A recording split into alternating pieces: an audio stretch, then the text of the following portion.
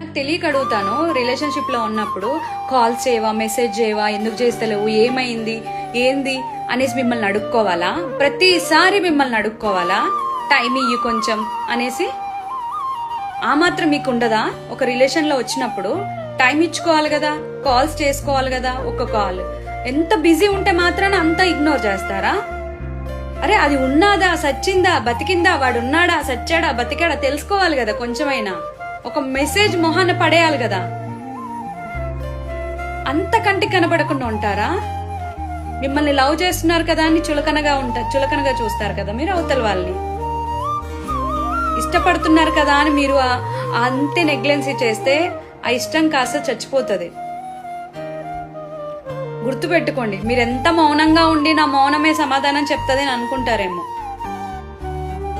మౌనంలో 1000 అర్థాలు ఉంటాయి.